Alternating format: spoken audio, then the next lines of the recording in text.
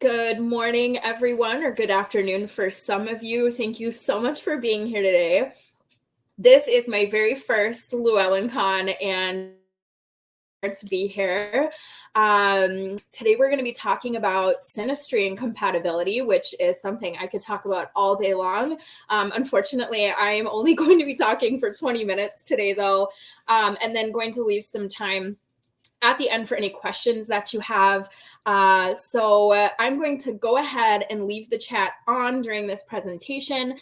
So go ahead and feel free to throw questions in, but I'm not going to get to questions until the end. So just keep that in mind. But let's get started because we only have 30 minutes.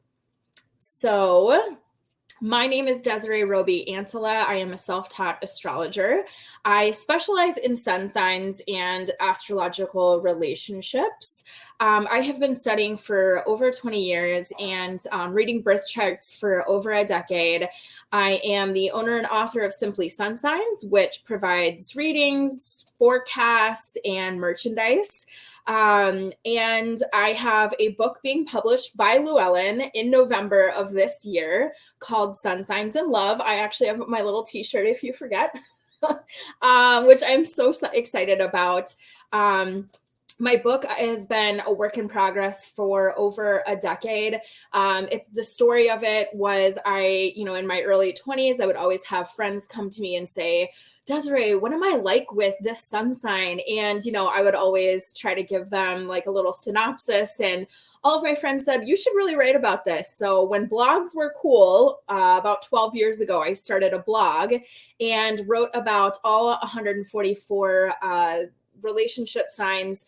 Fast forward over 12 years later, I have now turned it into a book. So that is kind of what this is about. If you do pre-order my book before it publishes in November, you do get a gift on me for a whole entire year of content. So I have over 550 astrology articles on my website. I put up new content every single month, including forecasts for the month. So you will get a free all access pass, which removes the paywall from my website if you pre-order the book. And Llewellyn is doing 30% off right now in celebration of LlewellynCon. I think it takes off like $8 from my book. My book is 432 pages, so it's a little bit on the pricier side. So this is a great opportunity to get some money off. I think the code is LLCON22, so definitely take advantage of that 30% off. So before we get started, I just wanted to make sure that it is important that you do not carry any preconceived notions of zodiac pairings, that some are favorable and some are not, because wash those stereotypes away. There's really no such thing as a bad match in astrology. And to base that belief by simply looking at you and your partner's sun signs is like judging a book by its cover. You are not destined to fail because you have some more difficult aspects in your synastry. All relationships are difficult and all relationships have beautiful lessons to be learned. Astrology is simply meant to be used as a device to assist bringing you and your partner clarity to the areas of opportunity and show the splendor and unique compatibility, which, is special to your relationship. When you meet your soulmate, there will be karmic tests, but not even death can separate that type of bond. So certainly some more difficult synastry and astrology could not break that either. There is this saying that I love that says astrology is not meant to predict a storm. It's told you to bring an umbrella, meaning, if you see something, maybe what astrology would stereotype as negative, more so to just be cognizant of it rather than try to throw it all out the window. So anyways, yeah, so let's get into it. So the astrology's secrets of synastry and compatibility. I talk about these three things: aspects, elements, and modalities, right away in the beginning of the book, because I really do think that they are the secret to compatibility in astrology. There's more to just sun signs when it comes to understanding love astrologically. Synastry between all of the planets is crucial to understanding the overall vibration between individuals. Synastry is defined as a way to determine a couple's likely compatibility and relationship. And to do this, astrologers use angles and geometry. We use math. Astrology's secret of compatibility is in the distance between your zodiac signs. In astrology, we call this distance an aspect. Some aspects do make for a smoother relationship, but here's something else that I have learned in the hundreds of synastry readings that I have done is that easy does not necessarily mean better. So you must ask, why are these frustrating, challenging relationships in your life? It's because there is something for you to learn from them. In today's modern world, we are looking for a partner that challenges us and mirrors us, makes us a better version of ourselves, and pushes us to our full potential. We are going to discuss the 7 major aspects that I cover in my book that are used in astrology to understand the synastry between couples. So the very first one is the conjunct aspect, which conjunct aspect is when you're the same sign as your partner. This energy is a lot about self-recognition. Conjunct relationships may find it easy to disappear into one another, which may seem effortless at first, but it can also be really, hard when you have a mirror showing back all of the things that maybe you don't like about yourself, or some things that maybe you need to work on as an individual. This aspect must create a lot of independence in the relationship for it to really work well. The next one is semi-sextile, which is 30 degrees. This aspect is when you are one sign, so the next sign over from your partner. This couples can usually be initially met with some resistance and variance. They may even feel some jealousy or intimidated by each other's differences. This aspect must learn that it is not a competition, but rather to be supportive and complementary of one another. The next aspect is sextile. The sextile aspect is when you are 2 signs apart from your partner, which gives the relationship with a lot of friendship and communication. Whenever I meet these couples, or I see like a synastry chart and I see a lot of sextile aspects in their synastry, I always ask if they were friends first. And usually the answer is yes, because no matter what, they always have this vibe of friendship. Vanquishing a sextile relationship is all about understanding that your partner's way of doing things is equally as important as your own, even if they are incredibly different. There will be a lot of enthusiasm when this couple finds out that they have so much in common. However, because of their many commonalities, things can get a little bit monotonous and predictable. So they need to constantly keep things fresh. The fourth one is the square aspect, which is 90 degrees. The square aspect is when you are 3 signs away from your significant other, which creates a tricky, competitive, and vigorous atmosphere. Something fascinating about this aspect is that when these couples pair, they are the same modality, but they are different elements. So the feel of this relationship usually leaves one or both partners requiring more from the other.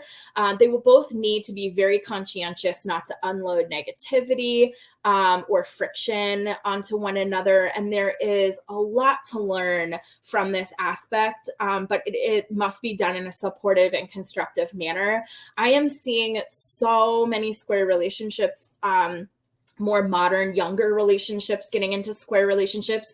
And I think that's because the modern couple is looking for someone that really creates a little friction and challenge. And so, this is, in astrology dawned as a bad aspect. But in reality, when I see too many trines in synastry with no squares, I'm like, oh, you guys need some square action, need some friction, So square aspects are not always a bad thing. They create a little heat.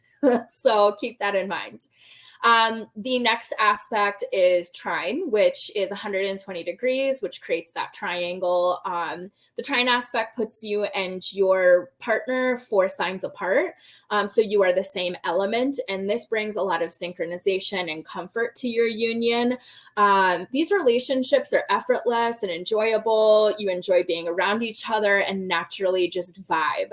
So throughout astrology and most astrological teachings, you will learn that this is the most favored aspect to have when in a relationship. However, like I was just mentioning, because the energy is so easy flowing and there's no pain points, it can become a little lazy. So it's nice when you have a lot of trines or one trine to your partner in your synastry, but it's also nice to have some squares and conjunctions and oppositions as well. So keep that in mind. So the quincunx, which is one of my favorite ones to talk about, it's such a bizarre energy. And what I love about it is that a quincunx relationship means that you do not have literally anything in common. So the elements are not, they're not the same. So the elements and the modality is not the same. And then the yin and yang vibration is also opposite too. So there's literally nothing in common. This is when you're five sun signs away from your partner. It brings correction, lots of experiences, conciliation. And this combination does feel bizarre because they don't have anything astrologically in common. So to make this work, partners usually need to be a very karmically developed version of themselves, which is why these combinations typically work better when you're in your later years of life, or if the two of you have gone through something very similar in life that you can connect through. Something really cool about this is the sexual energy between quincunx is really hot because you're just naturally very attracted to one another because you're so different. The next one and the very last one is opposition, or your opposite sign. This is when you're 6 places away on the karmic wheel, which really gives the relationship a new viewpoint, differences, and also some stability too, because you balance one another out. The tendency of opposites is to push each other's boundaries. And if you want this type of relationship to work, you'll both need to find compromise in your divergencies. So these two will always have a very strong attraction to one another. There will be a lot of gratitude in their relationship because they're like magnets. They're polarizing. They're very attracted to one another. And so, they're able to feed off of each other's energies. And these two are the same modality as well, just obviously different elements. And what I've noticed about opposing relationships is that typically they always want the same thing, but they have different ways of getting to that thing. So they have to find ways to work together in getting what they want in life. So when considering compatibility between 2 sun signs, the element that I see in a synastry chart, so when I pull up a synastry chart, one of the first things I look at is what type of elements, or if there's a lot of fire or water or air or earth in the chart, it kind of gives you this idea of what that relationship is like. It's one of the most important things to take into consideration, because by breaking down, in each sign into a tangible organic matter, it gives you the ability to paint a picture of what those 2 signs are like and what they are like combined. This is another section that I cover in the beginning of my book, and I think it's a really important thing to consider. So the fire element is obviously very enthusiastic, bright, fiery, independent, groundbreaking. They're known for their aggressive, fun personalities. The earth element relates to tangible and carnal energy. These sun signs possess a practical and cautious spirit. They're known for their steady and persistent personalities. The air element relates to intellectual, communal energy, and they possess a very restless spirit. They are known to be logical, adaptable, communicative people. The water element relates to emotional and intuitive energy. They possess transitional and emotional spiritual energy. They are also known for their enigmatic personalities. So when you think about relationships and how you have your own elements in your chart, for example, my chart's mostly water and fire, then when I blend that with someone else into a relationship, blending the elements really does give you an idea of how those two or how that pair works. So, for example, if you have a conjunct sign and they're both fire signs, when fire meets fire, it results in a higher heat and hotter flames. It can even, cause explosions. It can consume everything in its path and burn out quickly. Or it can be a light in the darkness with a positive glow. The control really lies in the individual. And then when you think about, the trine signs, right? So you're also both water or both earth or both air. So again, having those same elements is usually a blessing, or having similar elements in your chart. But what I've also noticed that too is, for example, if someone has a very watery compatibility or a lot of water in the chart and there's not a lot of earth or any other element to grab onto, you can get lost in that water and not come up for air. So having mixed elements in your chart is really, really nice. I go through in my book each combination of the elements to kind of just give you this, image or visual picture of what the two are like together. And then the last thing that I cover in my book is modalities, which is how we communicate. And it's also very important when you're thinking about relationships, because communication is the core of your relationship. Modality by definition means a particular mode in which something exists or is experienced or expressed. So that covers a lot. But in astrology, there are 3 modalities in which we express or which the signs express themselves. And each of those modalities includes one of the 4 elements, which you can see in this chart here. So like I was saying, each element includes one modality. So if we're going to go with the fire, the cardinal fire sign is Aries, the fixed fire sign is Leo, and the mutable fire sign is Sag, and so on and so forth with all the other elements. So this is something to definitely keep in mind when you're considering communication and compatibility between your partner, because, fixed likes to stay in one spot. Mutable likes to communicate, change, move around, adaptable. And then cardinal likes to lead. For example, if you and your partner both have a lot of cardinal energy, you got 2 cooks in the kitchen. If you have a partnership with a lot of cardinal and fixed, the cardinal will like to take the lead, but the fixed kind of just likes to stay, so that's something interesting to think about. Cardinal signs are, like I said, are the natural born leaders, the self-starters in nature. I love using nature to connect it to astrology because, again, it gives you this tangible visual. So in nature, these signs, cardinal signs, begin each of the seasons and are excellent getting things moving, right? So think of spring, for example. Aries starts spring out for us. It really gets it going. And they are the ones who have that get up and go attitude. They tend to give out a lot of energy by being assertive and influential. Cardinal signs promote change, sometimes for others, but mostly for their own sake. They like to be the head of the pack and typically dominate situations. We love our cardinal signs. And then we move into our fixed signs, and they are the organizers and the steady souls of the zodiac. They keep their energy contained by leaving their environment as it is. And they were born at a time of the year when seasons were in full swing. They are, and fixed, full swing, but fixed. So they are extremely consistent people and they conserve their energy usage. Fixed signs are creatures of habit and tend to be very hard workers, but they are very resistant to change, which we all know from our Taurians, our Leos, our Scorpios, and our Aquarians. And then the mutable signs, last but not least, are the communicators of the zodiac. And these signs give out and keep energy. They are our chameleons. They are unstoppable, flexible, and they're great in all environments.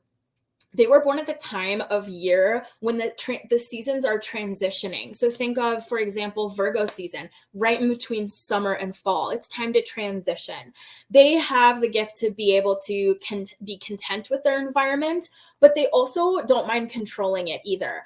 These signs carry a lot of duality, and it is a blessing and a curse because it can create indecisiveness, but also gives them lots of flexibility. So that's it. I'm going to leave the rest of the time. Oh my gosh, I did it exactly in 20 minutes. You guys, they need an award because I'm a talker. I have a lot of mutable energy in my chart.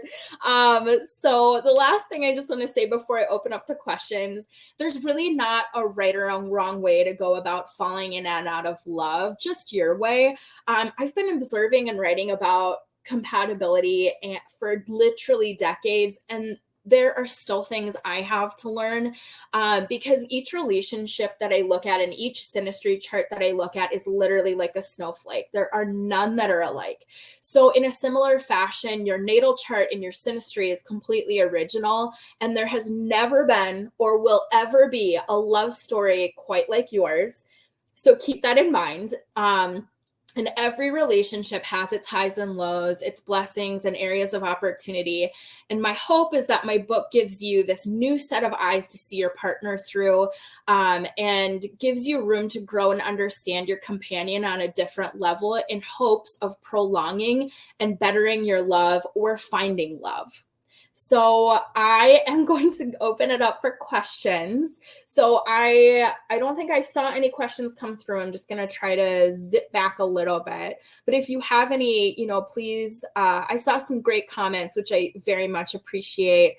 Somebody had said, oh, this quincunx relationship, her husband is a Cancer and she's Aquarius. They celebrated 7 years. Congrats. That's awesome. I love Cancers and Aquarians because Aquarians actually, for as alienish and far out there as they are, they love Cancer energy because it's like they love having that traditional nurturing vibe to their relationship. So let's see. Does anyone have any questions? Okay. Will this slideshow be available online? Yes, I believe that Llewellyn will be uploading this. And so you will see the slideshow when they upload it to YouTube. So yes, I believe so. Let's see here. Does anyone else have any questions at all? I'll give it just a second and then I'm going to end. So oh, how much do you weight ascendants in looking at synastry in comparison to sun signs? That is such a great question. So I definitely use angles most definitely when I'm looking at synastry. So that's a fantastic question. And your ascendant really also plays into obviously what houses all of your planets fall into. So that's a huge yes. Yes, I do use them. I also use things like north nodes. I use some asteroids sometimes if I see that they're a really strong presence in the synastry chart. I love using the MC because sometimes that can allude to how important your career is in your relationship too. And something that I also love using is the South Node.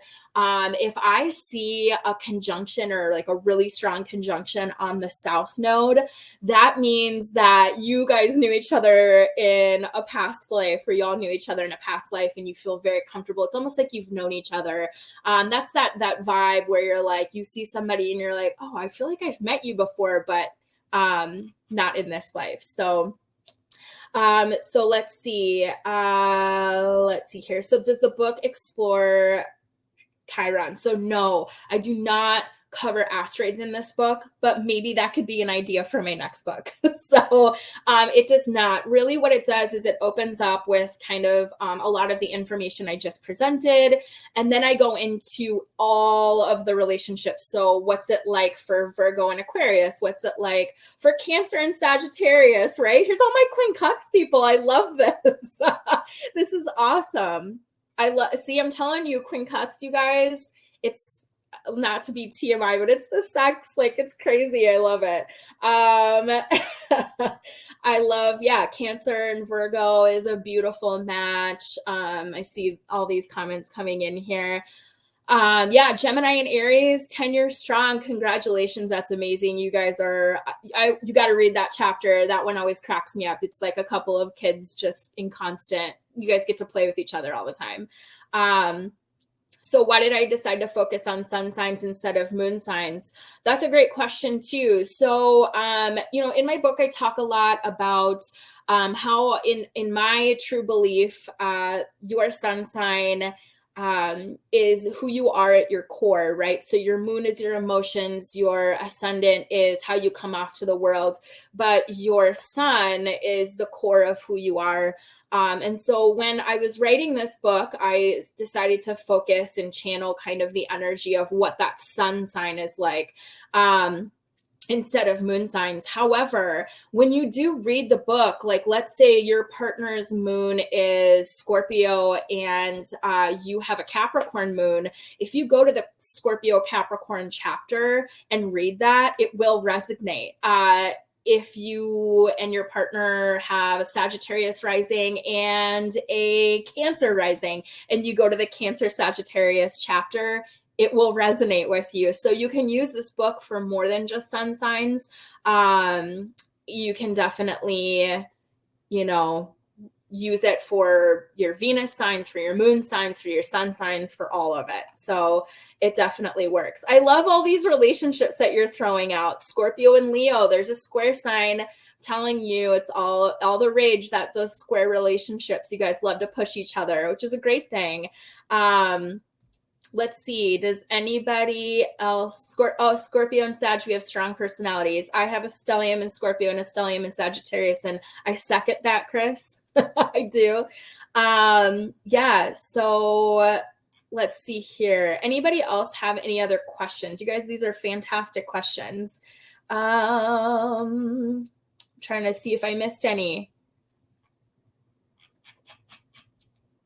No, I just love all these comments. Okay, going once, going twice. Any other questions? All right, awesome. Well, thank you guys so much for being here. Here's all my info. There's a picture of the cover of my lovely book. If you want to order it, please visit my website, simplysunsigns.com. Get your free gift. Use the 30% off by purchasing from Llewellyn. You can find me on Instagram. I'm really active on there. I post almost a transit every day. So if you like looking at daily transits, I'm also posting some snippets of my book before it gets released in November. But thank you so much for your time. Thank you for being here. Someone just asked if the book applies for more than romantic relationships. Yeah, absolutely. I do talk about sexual energy, so maybe not that part, but yeah, you can definitely apply it to friendships and other work relationships and things like that. But yes, you're so welcome. Thank you, guys are so sweet. I love all these comments. You're welcome for having a presentation. Please follow me on Instagram. Please get my book. I think you'll love it if you liked this presentation. This is just a snippet of what my book is. Thank you all for being here. It's been such an honor, and you guys have an excellent rest of your week coming off of this full moon in Sagittarius. It's been very calming to have the moon move into Capricorn. I'm like, oh, Sag was fun, but definitely nice to take it easy.